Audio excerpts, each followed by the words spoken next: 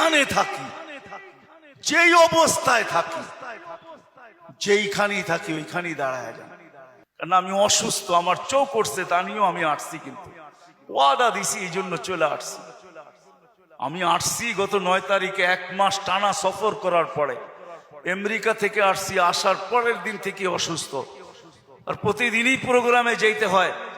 কেননা ওয়াদা, এরা কি জবাব দিবে মানুষের সামনে, ইজ্জত বেজ্জতির প্রশ্ন। বিদায় চলে আসছি, বিদায় শেষ জায়গায় আমি চলে আসছি। আসেন ভাবি, ভাববেন তো? হ্যাঁ, পাক্কা ওয়াদা করতেছেন? হ্যাঁ, আরে চিন্তা করেন, ওই উম্মত কেন চিন্তা করবে না যার চিন্তায় 60-70 বছরের ইবাদত রাখা আছে? লা তাফাক্কুরু সাআতিন খায়রুম মিন ইবাদাতি 60 আও 70 সানা। ওই উম্মতের চিন্তার কোনো প্রয়োজন ছিল না। সে চিন্তা করবে তো করবেই বা কেন? তার চিন্তার ভিতরে কোনো পোয়েট ছিল না, ওজন ছিল না, কোনো বিনিময় ছিল না।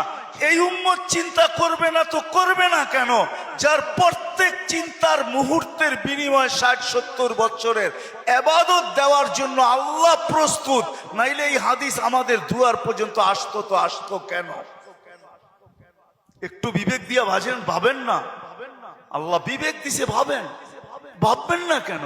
ভাবেন, আপনি ভাবেন। ভাবনার দ্বারা কি হবে? একটু আগেই তো আমি হাদিস শুনাইলাম, এই উম্মতের ভাবনারও ওজন আছে। এই উম্মত ভাবতে দেরি, আল্লাহর রহমত উম্মতের দিকে ছুটে আসতে দেরি করে না। এই জন্য ভাববো, হক্কানি আলেম আর আল্লাহ ওয়ালাদের সোহবতে যাব। যাবেন তো? হ্যাঁ, যাবেন? হ্যাঁ, কমসে কম নামান, কমসে কম নিজের নামটা লেখায় রাখেন, কাজে দিবে। জানি না কথাটা কতটুকু সত্য কতটুকু মিথ্যা, কিন্তু ছোটবেলার থেকে ছুঁইনা আসতেছি, এই জন্যই বলতেছি। আবার দেখতেছি যে কথাটা আসলেও সত্য। ইউসুফ আলাইহিস সালামকে যখন বুড়ি কিনতে যান, তো সবাই বলছে, বুড়ি তুমি কিনবে তো কিনবে কি কইরা? টেন্ডার তো সবার আগে শো কইরা বসে আছে মিশরের বাদশাহ। এর টেন্ডারের উপরে যাবে তো যাবে কে? সবচেয়ে বড় বুলি সে লাগায় বসে আছে, তুমি কিনবে তো কিনবে কি কইরা? বলছে, আমি কিনতে যাইতে চাইতেছি না, আমিও জানি কিনতে পারবো না, কিন্তু আমি চাই লিস্টিতে আমার নামটা থাক। কিয়ামতের দিন যদি লিস্টি খোলা হয় যে ইউসুফের ক্রেতা কে কে ছিল, আমার নামটাও যেন আসে।